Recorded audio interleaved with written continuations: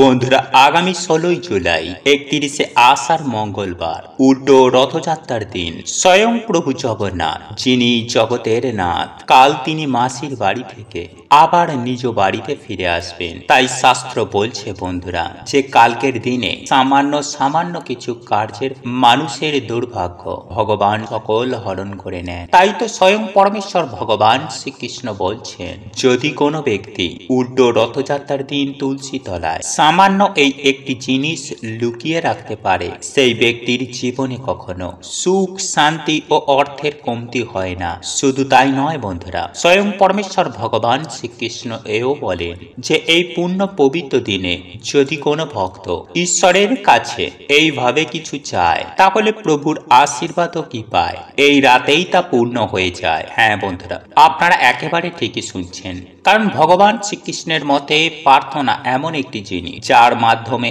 আমরা নিজের মনের কথা ভগবানকে বলি। পশু, পাখি, মানুষ, ভূতপ্রেত, দেবতা সবাই ঈশ্বরের কাছে প্রার্থনা করে, কিন্তু বন্ধুরা হিন্দু শাস্ত্র অনুসার সমস্ত জীবের মধ্যে মানুষকে সর্বশ্রেষ্ঠ বলা, এমনকি দেবতাদের থেকেও। কারণ বন্ধুরা, দেবতা শুধু হচ্ছে একটি জনি। কারণ যখন মানুষ অনেক পুণ্য করে, তখন সে স্বর্গলোকে গিয়ে দেবতার জন্ম পায়, এবং মানুষ যখন অনেক পাপ করে ফেলে, সে তখন তার নিচের জনিতে গিয়ে পশু, পাখি, দৈত্য, ভূতপ্রেত এই সমস্ত জনিতে জন্ম পায়। কিন্তু এই সকল জনির মধ্যে মনুষ্য জনিকেই সর্বশ্রেষ্ঠ বলা হয়। কারণ বন্ধুরা, এই জনিতেই আমরা একমাত্র ঈশ্বর প্রাপ্ত করতে পারি, এবং এই মনুষ্য জন্মেই আমরা যে কর্ম করি, যে প্রার্থনা করি, তার সব কিছুর আমরা ফল পাই। কিন্তু বন্ধুরা, আপনারা হয়তো শুনলে চমকে উঠবেন যে একজন পুরুষের তুলনায় একজন স্ত্রীদের প্রার্থনা ভগবান আগে শোনে, কিন্তু কিভাবে প্রার্থনা করতে হয় তা বেশিরভাগ মানুষই জানে না। তাই বন্ধুরা, আজ আমি আমার এই ভিডিওটির মাধ্যমে এই সকল বিষয় খুব সুন্দরভাবে আপনাদেরকে জানিয়ে দেব। তাই অবশ্যই বন্ধুরা, আপনারা কিন্তু ভিডিওটি পুরো দেখতে ভুলবেন না, এবং ভিডিওটিতে বন্ধুরা একটি লাইক করে কমেন্টে জয় শ্রীকৃষ্ণ, রাধে রাধে লিখতে কখনোই ভুলবেন না। এবং আপনারা যদি এখনো পর্যন্ত আমাদের চ্যানেলে নতুন, তাহলে চ্যানেলটি সাবস্ক্রাইব করে পাশে থাকা নোটিফিকেশন বেল আইকনটি অন করে রাখবেন। তাহলে নতুন কিছু জানতে পারবেন, নতুন কিছু শিখতে পারবেন। বন্ধুরা, আমাদের বেশিরভাগ মানুষের মনে একটি প্রশ্ন ওঠে যে আমরা যা প্রার্থনা করি তা কি ভগবান শোনেন? আসলে বন্ধুরা, এর উত্তর হচ্ছে হ্যাঁ। আমরা ভগবানের কাছে যা প্রার্থনা করি তিনি অবশ্যই শোনেন। তাই পরমেশ্বর ভগবান শ্রীকৃষ্ণ এই বিষয়ে বলছে যে এমন কিছু মানুষের প্রার্থনা আমি আগে শুনি। তাই কারা সেই মানুষ, চলুন এইবার আমরা জেনে নিই। নাম্বার 1, স্ত্রী। বন্ধুরা, পুরুষদের তুলনায় স্ত্রীদের অনেক রকম সমস্যা ভোগ করতে হয়। যেমন স্ত্রীদের রজস্বলা হতে হয়, সেই সময় স্ত্রীরা অনেক পীড়া, অনেক কষ্ট ভোগ করে। তারা সেই সময় পুজো অর্চনাও ঠিক মতো করতে পারে না। বর্তমানে সমাজ অনেক আধুনিক হয়েছে, কিন্তু প্রাচীনকালে নারীদের এই সময় অনেক কষ্ট ভোগ করতে হতো। তাদের এই সময় সমাজ থেকে আলাদা করে দেওয়া হতো, এমনকি তারা একসাথে বসে পরিবারের সাথে খাবারও খেতে পারত না। আর এর জন্যই ভগবান বলছেন, জপ তপ পুরুষদের বহুবার করতে হলেও স্ত্রীদের মাত্র একবার ডাকেতেই আমি সন্তুষ্ট হয়ে যাই। এছাড়াও বন্ধুরা, স্ত্রীরা যখন মা হন তখন অত্যন্ত কষ্ট ভোগ করে 10 মাস 10 দিন গর্ভে ধারণ করে সন্তানকে যখন জন্ম দেন, তখন সেই কষ্ট বন্ধুরা তা সাধনায় পরিণত হয়। বছর বছর তপস্যার ফল স্ত্রীরা তখন প্রাপ্ত করে। তাই এর জন্যই বন্ধুরা বলা হয় যে মা বাবার আশীর্বাদ এবং অভিশাপ খুব সহজেই লেগে যায়। তাই বলা হয়, মা বাবাকে কখনো কোনোদিনও কষ্ট দিয়ে কোনো সন্তান জীবনে সফলতা প্রাপ্ত করতে পারেনি। তাই যে বাড়িতে স্ত্রীরা সুখে নেই, তাদের ওপরে অত্যাচার হয়, স্ত্রীদের অপমান করা হয়, সেই বাড়িতে কখনোই কোনো দেবদেবীর কৃপা হয় না, তাদের ওপর ঈশ্বরের আশীর্বাদ থাকে না। নাম্বার 2, যারা অন্যের জন্য বাঁচে। বন্ধুরা, নিজের জন্য তো পশু পাখিরাও বাঁচে, কিন্তু যারা অন্যের খুশির জন্য বাঁচে, যারা নিজের সমস্ত খুশি ত্যাগ করে দেয় অন্যের খুশির জন্য, তারাই হচ্ছে বন্ধুরা আসল মানুষ, আসল সাধক। তাই পরমেশ্বর ভগবান শ্রীকৃষ্ণ বলছেন যে এমন মানুষদের প্রার্থনা আমি সবার আগে পূর্ণ করে দিই। আর এমন মানুষ যে কেউ হতে পারে, সেটা আমাদের মা বাবা, আমাদের ভাই বোন, স্বামী স্ত্রী, দাদু ঠাকুমা বা কোনো সমাজের সেবক। তাই বন্ধুরা, এমন মানুষেরা যদি একটি সংকল্প নিয়ে বাড়িতেই ভগবানের কাছে দাঁড়িয়ে কিংবা তুলসী গাছের কিংবা বাড়ির তুলসী মঞ্চে তুলসী মাতা মহারানীর কাছে দাঁড়িয়ে তুলসী গাছে জল অর্পণ করার পর তারা যদি মনোবাসনা বলে, তাহলে স্বয়ং ভগবান তাদের প্রার্থনা পূর্ণ করে দেন। সেই জন্যই স্বয়ং পরমেশ্বর ভগবান শ্রীকৃষ্ণ বলেছেন, উল্টো রথযাত্রার রাতে তুলসী গাছের নিচে লুকিয়ে দিন এই একটি জিনিস, তাহলে জীবনে কখনো অর্থের কমতি হবে না। হ্যাঁ বন্ধুরা, আপনারা একেবারে ঠিকই শুনছেন। পরমেশ্বর ভগবান শ্রীকৃষ্ণ কথা দিয়েছেন যে এই জিনিসটি রথযাত্রার রাতে তুলসী গাছের নিচে লুকিয়ে রাখবে, তার জীবনে অর্থের কখনো কমতি হবে না। অর্থ যেখান থেকেই হোক না কেন আপনাদের হাতে আসবে এবং মা লক্ষ্মীর অশেষ কৃপায় আপনারা কিন্তু ধনধান্যে পরিপূর্ণ থাকবেন। সুপ্রিয় দর্শক বন্ধুরা, আপনি আপনার বাড়িতে যদি তুলসী গাছের নিচে সামান্য এই ক্রিয়াটি একবার করে ফেলতে পারেন, তাহলে আপনাদের জীবন থেকে দুর্ভাগ্য সরে গিয়ে সৌভাগ্যের উদয় ঘটবে। সেই সঙ্গে গৃহের বাস্তু দোষ দূর হবে তথা মা লক্ষ্মী এবং তুলসী মহারানীর অশেষ কৃপায় আপনাদের জীবনে পরিবর্তন লক্ষণীয় হবে তথা ওনাদের আশীর্বাদ কিন্তু অর্জন করতে পারবেন সামান্য এই ক্রিয়াটির মাধ্যমে। দেখুন বন্ধুরা, এই উপায় বা ক্রিয়াটি কি, কখন করবেন, কিভাবে করবেন, এই সকল প্রত্যেকটি বিষয় আমি আপনাদেরকে স্টেপ বাই স্টেপ সুন্দরভাবে আমি আপনাদেরকে জানিয়ে দেব। তাই ভিডিওটি আপনারা সম্পূর্ণ শেষ পর্যন্ত দেখুন। দেখুন বন্ধুরা, আমরা প্রত্যেকেই কিন্তু অক্লান্ত কঠোর পরিশ্রম করে অর্থ উপার্জন করে থাকি, কিন্তু সেই অর্থ যদি আপনারা ধরে রাখতেই না পারেন, সঞ্চয় আমরা যদি করতে না পারি, তাহলে সেই অর্থের দাম কি, তাই না?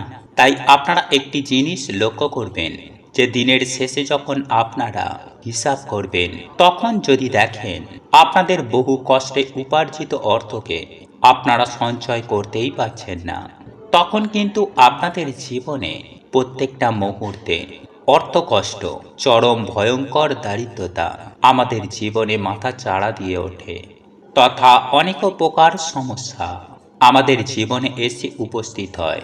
সুতরাং আজ আমি আপনাদেরকে যে উপায় বা ক্রিয়াটির কথা বলতে যাচ্ছি, এটি পরীক্ষিত প্রমাণিত একটি উপায়।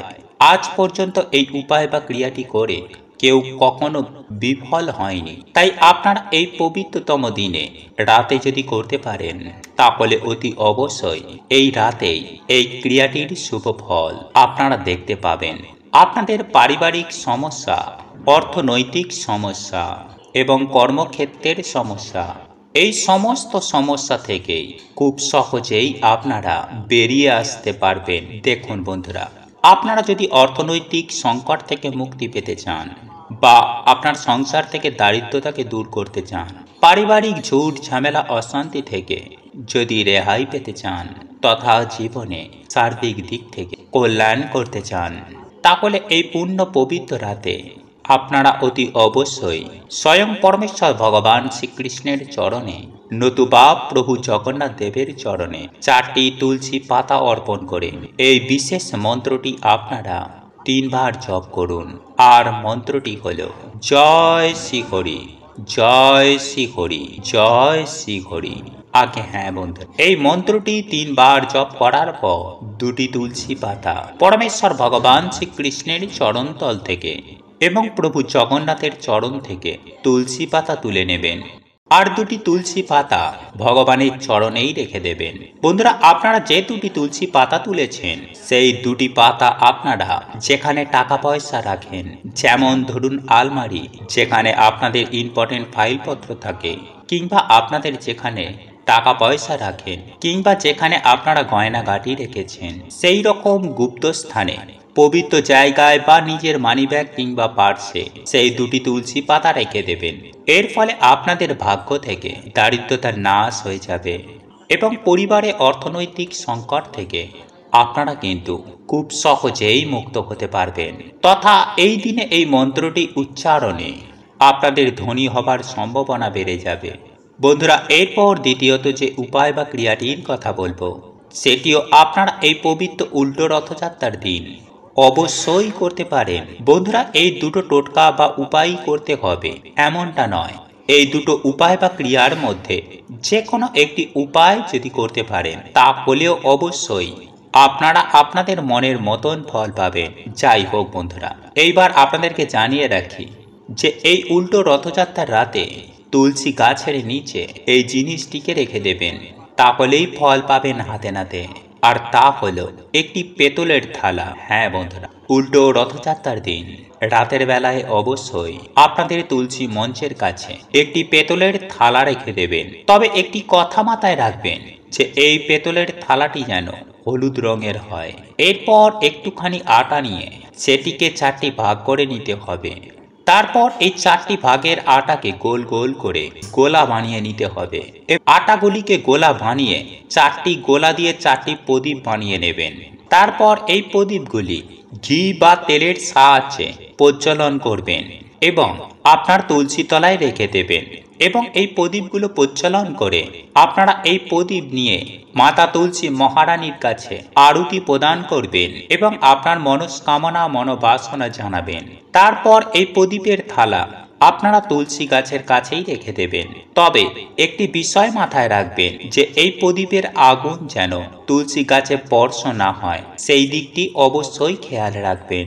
এরপর আপনাদের কাজ হবে পরের দিন সকাল সকাল ঘুম থেকে উঠে স্নান করে শুদ্ধ বস্ত্র পরিধান করে আপনারা যে প্রদীপগুলি তৈরি করেছিলেন সেই প্রদীপগুলিকে নিয়ে আপনারা আপনাদের বাড়ির ছাদের ওপরে উঠে যাবেন এবং সেইগুলিকে হাতে নিয়ে আপনাদের মনের যাবতীয় ইচ্ছাগুলিকে ব্যক্ত করবেন।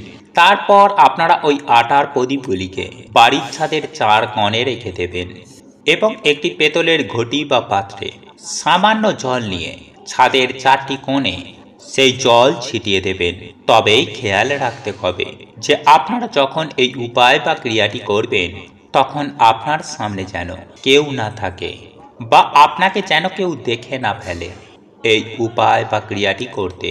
বন্ধুরা, এই উপায় বা ক্রিয়াটি যদি আপনারা এই দিন করতে পারেন তাহলে আপনাদের বাড়িতে নেগেটিভ এনার্জি কোনো দিনও প্রবেশ করতে পারবে না এবং নজর দোষ আপনাকে তথা আপনার পরিবারকে কখনো ছুঁতেও পারবে না। বন্ধুরা, এই উপায় বা ক্রিয়াটি এতটাই শক্তিশালী হয়ে থাকে যে মাতা তুলসী মহারানীর কৃপায়, প্রভু জগন্নাথ দেবের কৃপায়, মা লক্ষ্মীর কৃপায় আপনাদের যে কোনো সমস্যা, যে কোনো মনস্কামনা তথা ধন সম্পত্তি সংক্রান্ত যে কোনো সমস্যার সমাধান ঘটে যাবে এই রাতেই।